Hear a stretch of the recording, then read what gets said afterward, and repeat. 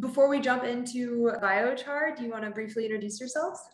Sure, yeah. My name is Ken Shear. My business is K Organics. I work with biochar to inoculate it to increase mycelia content into the soil so we can increase water retention, soil nutrient exchange rates, all kinds of goodies. And I like to work in some of the most extreme areas to show how biochar can restore a lot of places that are scarred due to fire and also erosion and things like that. So that's my primary business. My name is Preston and Ken. I've been working with biochar for right about 5 years now. I started as an internship at Butte College here in Northern California. And I actually had my own business after the campfire. I live in Paradise. So I had my own business after the campfire doing fire kills reduction, lot clearing, and using the biochar to actually revitalize the soil in the burn scar areas. I actually used it on my property before we rebuilt, and it worked phenomenally. I still have my business on the side. I work currently as a contractor for PG&E now, doing tree risk assessment to make sure these fires don't happen again, hopefully, fingers crossed. One more also thing about what I do, I'm a part of the biocharcoalition.org. We reached coast to coast. I've done educational seminars, about 16 or 17 of them. Did a bunch in California, some in Vermont, and I did some in New York. And now I'm back here for burn season to continue that legacy and go for tour number 2. If people are watching this though, and they have no idea what biochar is, can you just give a brief explanation? When we burn wood, there's 7 stages, 6 being biochar, 7th being ash. Most people confuse biochar with charcoal, which charcoal is the 4th stage of wood burning. So there's still volatiles in there. We're trying to get the carbon in there to be absolutely devoid of all volatiles.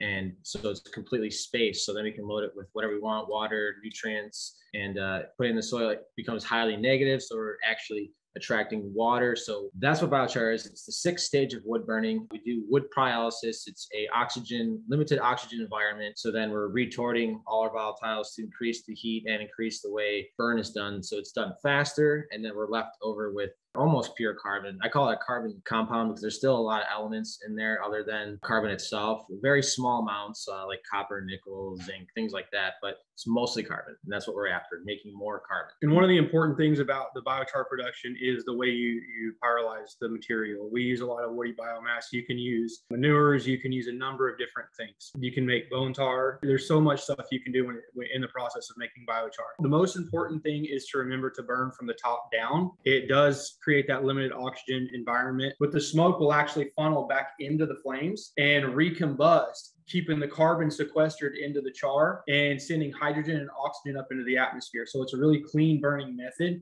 There's little to no emissions let off whenever you're creating the biochar. We're breaking those molecules that would form the methane and the CO2 and just sending the hydrogen and the oxygen up, retaining the carbon in the soil, sequestering it into the soil. We don't want to be ash holes. We want to actually create carbon. We don't want to waste our wood resources. And that's what I'm seeing across the board. I just see people not thinking about the alternatives of burning. And energy can be produced. Renewable energy can be produced using pyrolysis. Yeah, we're working on that with a USDA grant. Hopefully that should be coming through. Yeah, soon. So, you can produce hydrogen energy. You can produce energy using what's called syngas, which is produced in the pyrolysis process, especially when it comes to using like walnut. There's a lot of ways to produce energy, renewable energy in the process of burning this woody biomass. So what about people who say that there are not really any long-term field studies? This hasn't really been proven to help the climate. I've got this one. Yeah.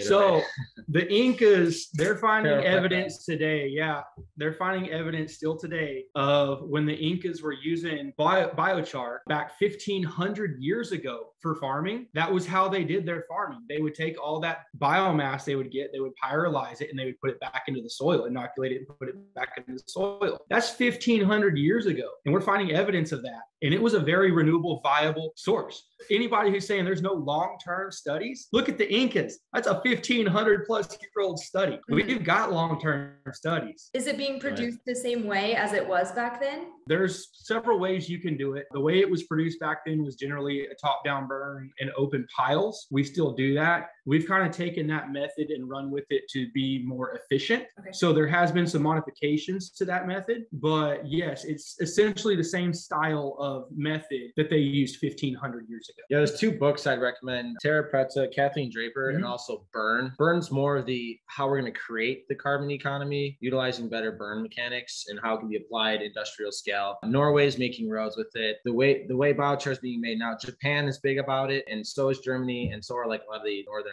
European nations. They're really taking to it and mixing with hemp, making concrete. There's all kinds of things we can retrofit our economy where we can just insert biochar and actually start sequestering carbon in industry. So, we use it for water filtration too in places that don't have very clean water. The biochar is charcoal, activated carbon. They use it for like carbon scrubbers for smell. You can use activated carbon, which is biochar, for water filtration. It gets those pathogens, it attracts them and gets them out, filters them out of the water supply. So yeah, your water might still be a little murky looking, but it's not going to have all those pathogens that would cause harm. It would cause stuff like cholera or giardia or a number of other diseases. Mm-hmm. So it's got several uses that people just don't think about. Yep. And it locks in a lot of heavy metal contaminations and whatnot too. Especially if it can pull the lead out in places like Flint, Michigan, where they have that huge lead issue. Activated carbon can help filter some of that out. And if you can load it with mycelium will actually scrub a lot of heavy toxins as well and convert them into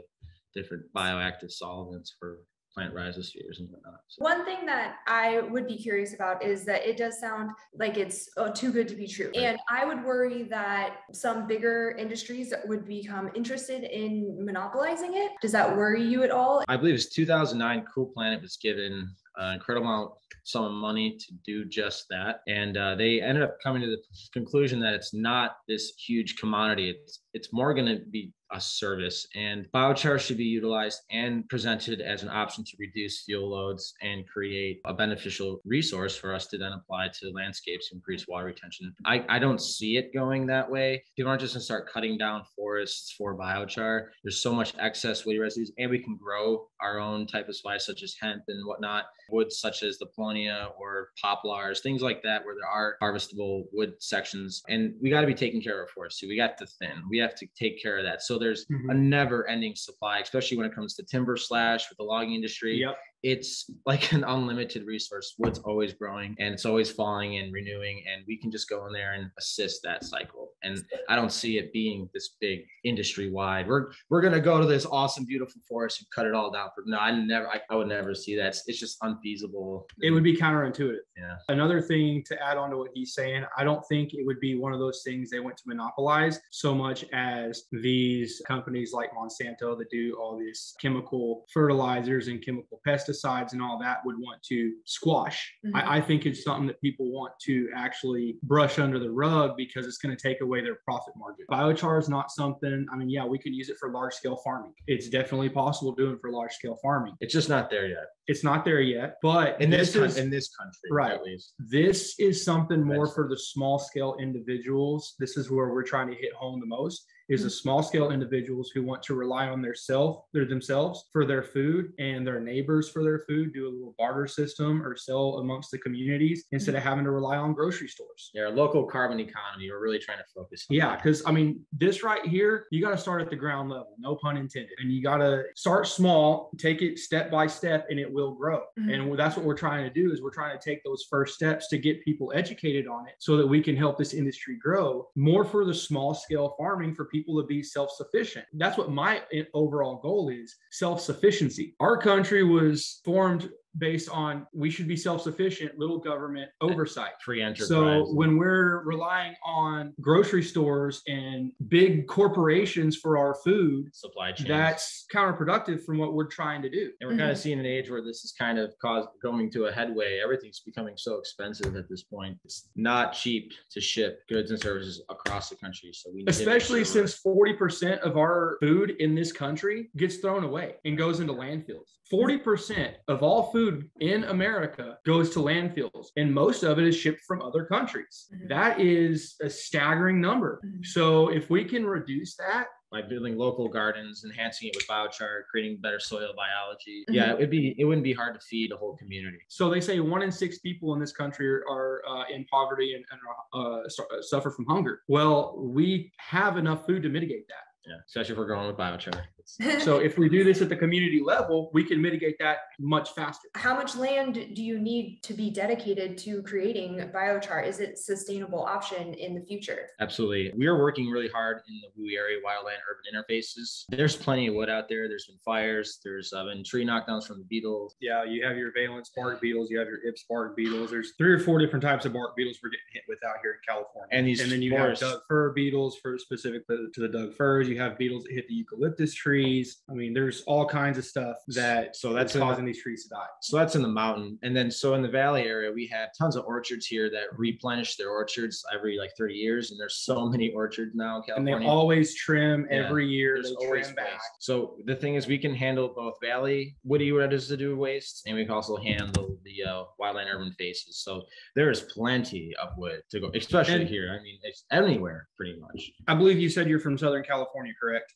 Mm-hmm. So I'm sure you're familiar with the Sierra Club. The Sierra Club back in the 1970s basically told California, they complained, they lobbied to stop the selective logging and the thinning of the forest. They want it just to grow. Yeah, that's a big reason why we have our massive wildfires like the one that burned my town down, Paradise. That's a mistake. We have all this forest now that needs thinned out.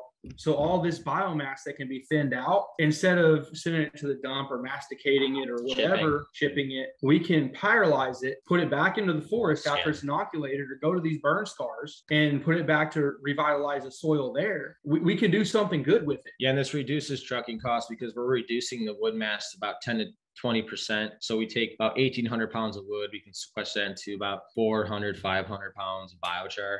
So, and it reduces the size, so our trucking costs are less, or we can just leave it there and scatter it. That's a big problem. That's the best way to do it. Yeah, with a lot of these contracts, when they're hiring these individual contractors, they're in charge of what to do with the wood at the end. They get the job to cut it down and turn it into chips or something and truck it out to like a cogen plant or whatnot. We're advocating a new way where we go in, make biochar, clear forest, bam, throw it on the ground, and then we're increasing the water tables, and we're not spraying herbicides or pesticides like the masticator companies are doing. That's the treatment option. What's it called? The VTPs, vegetation treatment plants. Actually, I secured LTO so we can actually formulate a business eventually to attack our forest this way, because this is regeneration. They're just doing a band-aid, and I see it and I hear these machines operating. I'm just like, hey, let's try something different. Mm-hmm. So another thing to add on to what he was saying about the increase in the water table and all that kind of stuff, helping with the watershed, water retention in the soil. My background is geology and environmental science. So water table, watershed, aquifers, that's pretty important to me. This biochar it'll help soak in the rain. You know how bad California needs its rain. You can actually retain that moisture in this impermeable clay. That's another thing, is it helps aerate the soil, allowing for more penetration into the aquifers. And over time, it does. I think it's about 6 centimeters, I believe, a year. Just by gravity being on the surface, it will slowly go into the ground, just with gravity and water and moisture and dew and everything, just naturally. So we don't really have to do much but chuck it across the landscape. And allowing the water to permeate through the soil. You know, we have this really impermeable clay up here, this really rich red clay up here in Northern California. So if we can get that water to permeate through the soil using biochar, we can help charge the aquifers, which, as I'm sure you know, we need. The water then will be able to flow down the natural watershed, fill up our reservoirs, fill up our lakes, fill up our rivers, you know, all our streams, whether a gaining or a losing stream, fill those streams, maybe turn some losing streams into gaining streams. Losing streams are streams that flow part of the year, and then part of the year they're dry.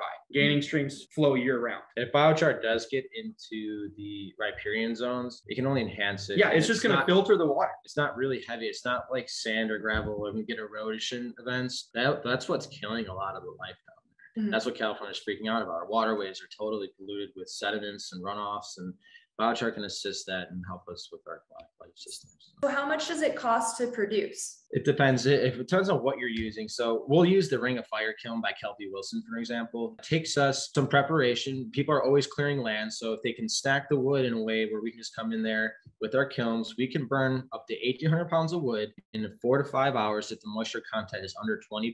4 to 5 hours, we'll end up with 500 pounds of biochar. And the going rate of biochar right now, pine wood is about 2, hardwood's about 3. Inoculated biochar is pretty expensive. So if you do the calculations, if you do the work, you pay us to work for 4 or 5 hours. We usually charge about $500 a burn. And from there, you're getting $1,000 worth of biochar. So it's a good investment. So it's a good return. It's not that expensive to make. People are making biochar when they're cooking on their wood stoves. So they just pull the coals out and quench it in a bucket next, and you can slowly accumulate your volumes over time. So it's just the state of awareness. What am I going to do with my wood? How am I going to burn? It's not expensive to make. I mean, we can, even when we're having our campfires out on the beach, or, we're cooking, singing kumbaya, let's quench while we're doing kumbaya. Does the benefit lie more in the effect on the climate or the effect on the soil? Both.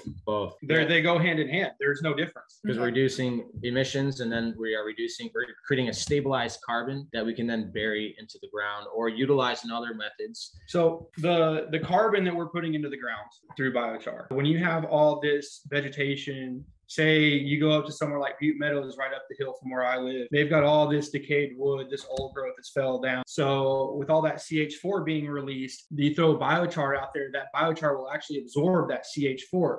Just like going to, say, a dairy farm or something like that, they have those manure piles. You throw biochar in there, you're not going to smell those manure piles anymore. Or if you do, it's going to be very faint because the biochar is going to absorb the CH4, the methane. To think that the atmosphere, the climate change in the soil would be different would be incorrect, because you're killing two birds with one stone. Truly. And they are tied together. And you're increasing the soil biology, because it's like a carbon hotel. It's a place for things to move in. So the only negative thing I found about biochar is if you don't inoculate it and you put it into the soil and you want to do a vegetable garden, it'll take the nutrients from the vegetables the first year and then it'll release it back because it's not charged.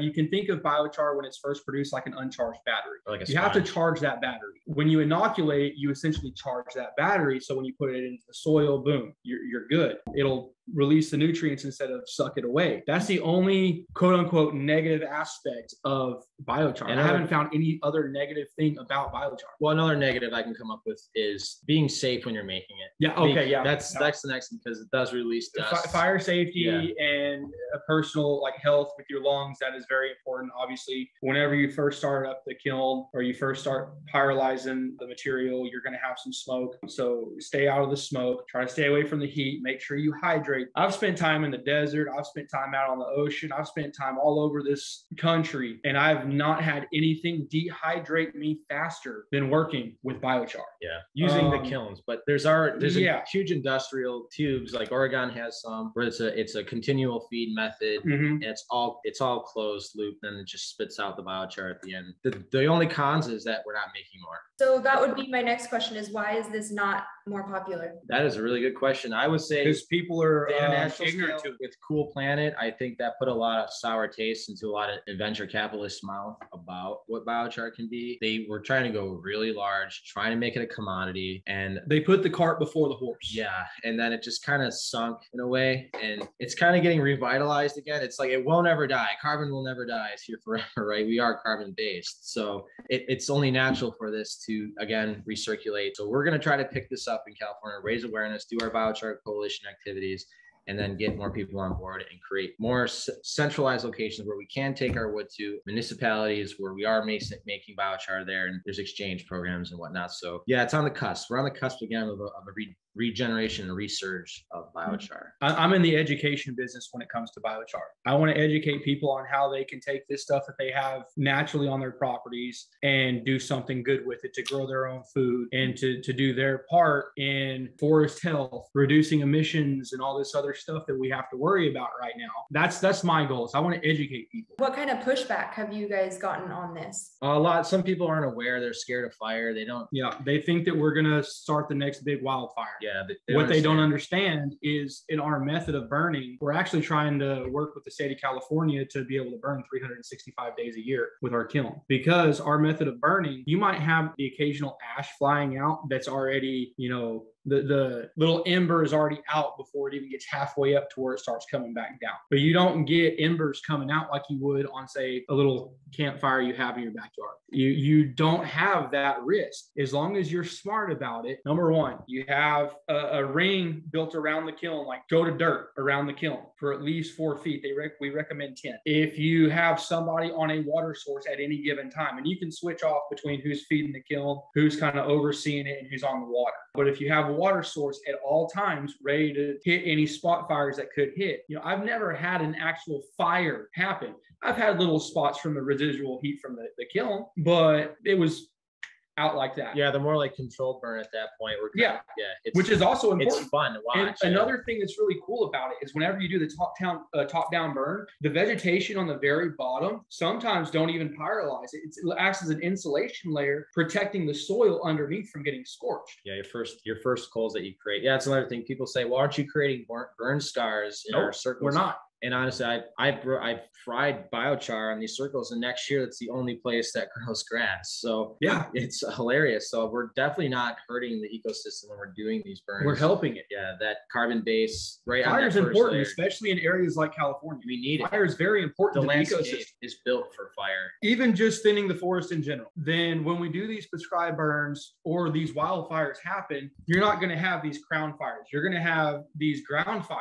So when you have these ladder fuels like we have up here, ladder fuels, for anybody watching who may not know, are the fuels that are on the ground that act as a ladder for the flame to go up to the canopy of the trees, creating a crown fire in the crown of the trees.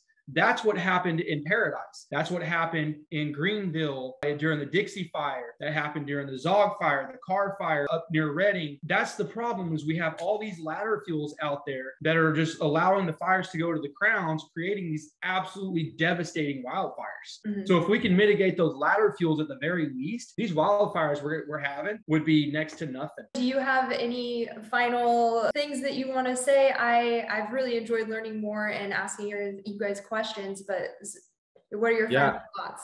I would say absolutely visit the biocharcoalition.org. That's our public outreach group. We are going to formulate this into a 501(c)(3) to then make sure we can reach more individuals, more communities. And I would highly suggest, please go there and research and learn. There's a lot to learn on there. We are updating it. Yeah, WilsonBiochar.com is another good one to go to. Kelpie Wilson's the one that got me involved. I call it the Biochar Samurai. Yeah, she's been one of the mentors for me in the 5 years I've been doing this. But for people who don't know what a 501(c)(3) is, that may be watching this, it's a nonprofit organization. So we're trying to get government money, grants, whatnot, so to go out and actually do the work that the government doesn't have the want to go do, because it needs to happen. Own dime. This has been like a passion of ours. We've been in the red teaching other beings about. I can't tell you how much money of my own that I've spent trying to teach people, and I'm in the red on it, but I'm not going to stop. I mean, unfortunately, I have a good paying job that allows me to keep going. But when it comes to actual biochar production, I'm in the red on it. Yeah. Probably $30,000 in the red.